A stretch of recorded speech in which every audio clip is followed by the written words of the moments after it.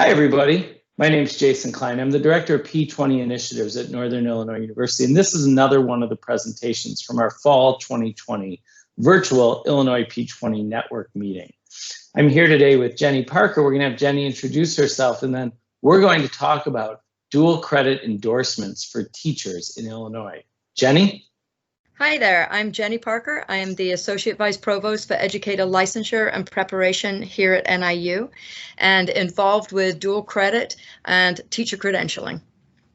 Jenny, thanks so much for being with us. Jenny is uniquely positioned to talk about this because, as she just said, she is not only involved with dual credit for Northern Illinois University, outward facing with other institutions, she is also involved with teacher licensure. So she is right in the middle of this of all topics.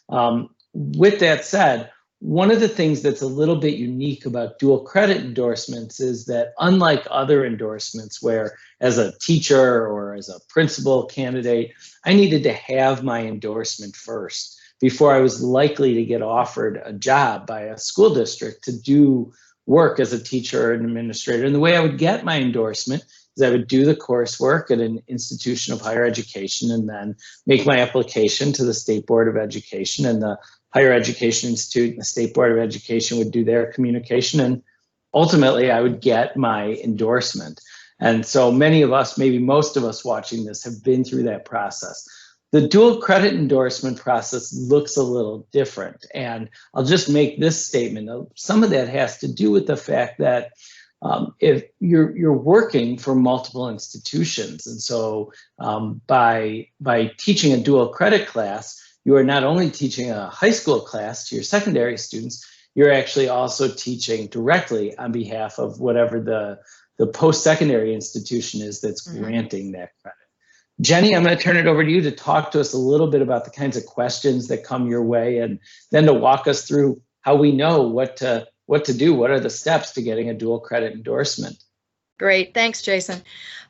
It is a little different, as Jason just said, and some of the questions that come to my office are, could you verify that these courses meet this requirement for the endorsement? And the difficulty is that unless you are hired by NIU to teach a dual credit course, I, as the licensure officer, cannot confirm that. It has to come from your institution of hire.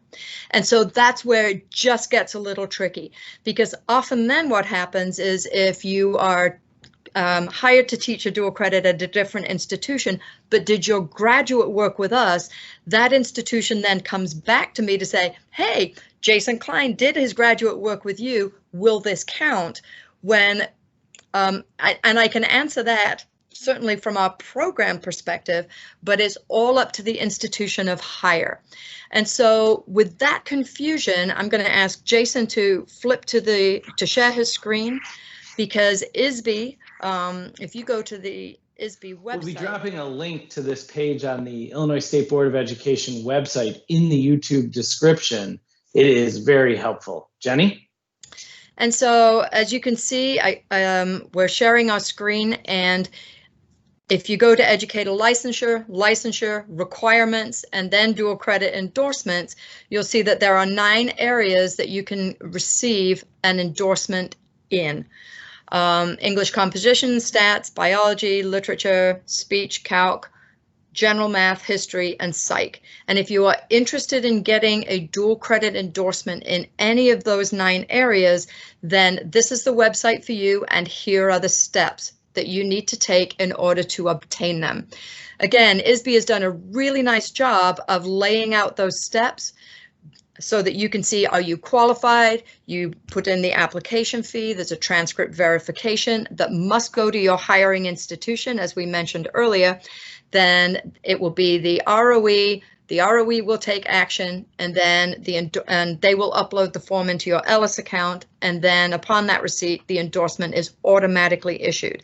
It is a $50 fee. What you might be asking is, but what if I want to teach dual credit that's not in these 9 areas? And You certainly can, but there isn't an accompanying endorsement. So you need that qualifying master's degree or a master's degree with 18 graduate credit hours of coursework within the specific discipline. And it cannot be education courses. They have to be discipline specific. And so, again, you would go to the institution of hire to show your transcripts, and then they will have a process. And I believe our next presenter has examples of that. So she will walk you through that particular process. So one question, you've referred to the institution of hire a few times, and at the beginning of the video, I talked about both the school district and the post-secondary institution. Who is the institution of hire? The institution of hire is the post-secondary institution. Good clarification. Thank you. So if you were working for NIU, we would be the institution of hire. If you're working for a community college, they would be the institution of hire. Where it gets a little tricky is it feels as though you cannot get your dual credit endorsement until you have already been hired, which, again, referring back to what Jason said earlier, is counterintuitive to the way that endorsements work in any other aspect of education. Yep, and this is really a unique scenario with dual credit because you are truly working for two different educational institutions. That's why the students are getting dual credit out of the course. So Jenny, go ahead. Yeah, and if after you've gone to the website and you still have some questions, I'll ask Jason to put in another title slide with a link to the next document, which is the frequently asked questions about dual credit. And again, it lays out really nicely how the system works, and I think that will really help answer some of the questions that you may still have. Jenny, thank you so much for offering this information. Thank you also to our partners at the Illinois State Board of Education for continuing to refine the information that's available out there to help people walk through this. We know more and more school districts, and as a result of that, more and more teachers are becoming involved in dual credit offerings. And so this is all extremely helpful.